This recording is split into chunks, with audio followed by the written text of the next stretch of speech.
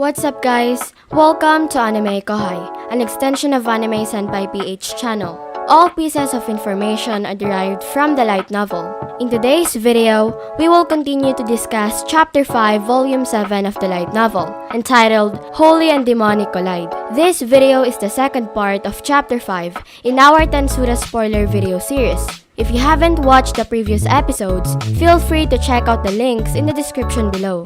Now, let's get to the video. From the previous episode, inside the barrier deployed by the paladins, the monster introduced herself as Shion, the first secretary of Rimuru. Shion told Renard that her leader wanted them to choose between submission or death. She asked them to drop their weapons and surrender to her forces immediately. Shion gazed down like some sort of god as she spoke, and her way of emphasizing every word was noticeable across the whole of the wood. It was a terrific sight for Renard sizing up the monster. By her magical count, he could tell her rank was a special A, or she could even become a demon lord if everything came together just right. Judging by her horn, she was an advanced member of the ogre family. She could be an Oni, which is definitely a calamity of a threat or worse.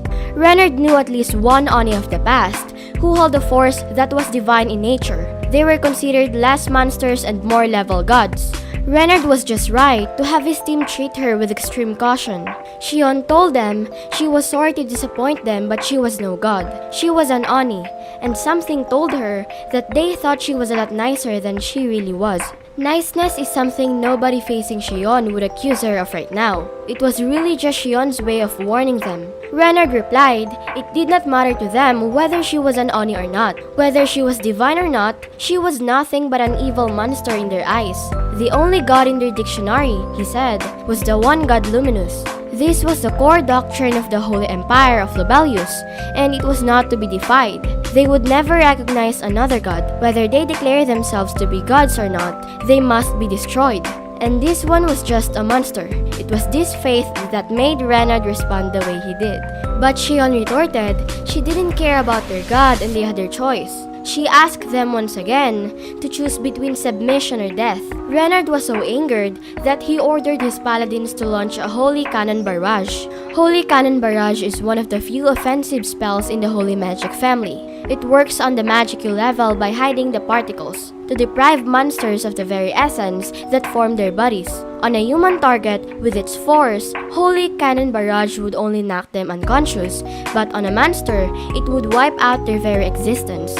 While Holy Cannon Barrage doesn't work on targets filled with holy elements, monsters are particularly weak against it. Unlike the natural elements of earth, fire, water, and wind, the darkness element is unable to cancel out the holy element. So in the absence of angelic holy magic, it is impossible to block the Holy Cannon. Following Renard's order, the paladins carried on the attack. They fired bolts of holy energy from all sides toward Shion. But Shion just stood there peacefully, while deflecting all the holy energy away, with a massive blade in her hands. Wondering why they were not listening to her, Shion turned to Renard and warned him that refusal to submit meant death. Renard was shocked, but he wasn't going to submit to this. He was thinking whether she was some local god or not. The target was already inside the holy field. All they had to do was to keep that barrier going, and wait for her to lose her strength under it. And afterward, they would strike the final blow. But even as Renard thought that, he had to offer Shion praise for her powerful sword skills. She was supposed to be at least a bit weakened by now, but to his surprise, the speed of her moves was every bit a match for his own. Her blade was extremely unusual because it had the ability to deflect holy energy. The Holy Cannon had magical corroding effects that any demonic blade offered up against it should have disintegrated into dust. But her large sword appeared to be as fine as ever. Suddenly, Renard heard one of his paladins let out a pained groan. A holy cannon bolt had struck the paladin in charge of handling the barrier and offense. Renard couldn't believe that this monster could even do like that. It appeared that she was taking this holy energy within herself, focusing it on her sword, and literally shooting it back at her opponents. It was absolutely impossible from a common sense point of view because it required precision on the level of single instances in time, and Shion was pulling it off without any effort. Fortunately, the paladin, though rattled, was still conscious. Renard immediately stopped the attack because they would just need to stay calm and figure out another approach. This move had frightened them all. It was beyond their imagination that such monster attack went through a holy field and struck them. Shion, meanwhile, was annoyed that she wasn't seeing the full effect she intended. Even though she made a clean strike on that paladin, the damage was insignificant. She realized that this attack was less effective on humans than monsters. She made a clear mistake of underestimating her enemies, and now she was inside this barrier. But Shion was expecting this from the beginning, and this was exactly what she wanted. This binding force was something similar to the holy field Rimuru warned her about. It was identical in nature, and the magical count inside it was beginning to decrease. Shion's own strength would be affected shortly, and the spatial motion she secretly tried out a moment ago was blocked. Suppressing her anger, she forced a smile and told them to surrender right away, while she was still being nice to them. But Garde shouted back that she was full, and it would be better for her to stop threatening. She could not do a thing because she was already inside the barrier. She was almost ready to explode, but Shion still continued trying her best to persuade them. She said that she was just being fully honest when she said that Sir Rimuru had ordered her to avoid killing them as much as possible. She promised that she wouldn't hit anyone. In fact, she even wanted them to try some of her famous cuisine. Shion emphasized that this was their last warning. Her proposal was way too unfriendly given for anyone to accept. The holy field's effects only accumulated over time, as it purified the magicules trapped inside. No magicules means no magic, no mystic arts, no divine force, no magical manipulation, and nothing that impacts the laws of nature. To the paladin surrounding her, Shion's threatening only sounded like a barrage of poor excuses. But it must be noted that the holy field is not a defensive barrier. It entirely shuts off all magical interaction but offers no resistance to objects or blunt physical energy. If you trigger an explosion inside the barrier, for instance, it will still send a shockwave and shrapnel outside of it. Fully aware of this, the paladins were approaching this battle in full shield.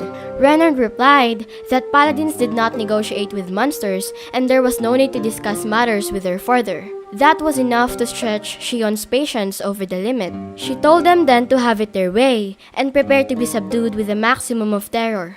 Then she smashed her blade to the ground, and the force of it ripped through the air. The air was filled with dust and rocks once more. She grabbed bunches of them right away and threw a fistful at the knight in front of her. Suddenly, a loud scream was heard when a small explosion erupted in front of the knight. The thrown rocks collided with the paladin's shield, pulverizing it into scrap metal. The force of it was amazing. This was Shion in a weakened state. Things would have been even worse if it wasn't for the holy field. The helpless and defenseless paladin hurriedly rebuilt a shield of light for himself, as Shion balled her fists and stared at them all. It was no doubt she meant that to finish him off, and seeing it to be unsuccessful enraged her all over again. But Shion realized it was no use getting angry. Swallowing her anger, she spoke to Renard once more that she had an offer. But Renard insisted they did not negotiate with monsters.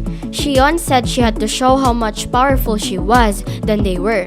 She added she just tried to go easy on those stones she threw to avoid killing one or two of them.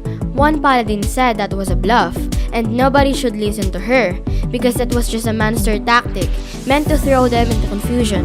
Shion smirked upon seeing the paladin's instinctual response. Shion said she was glad that he was catching her drift there, but Garde interrupted Shion and told Renard not to be deceived by her.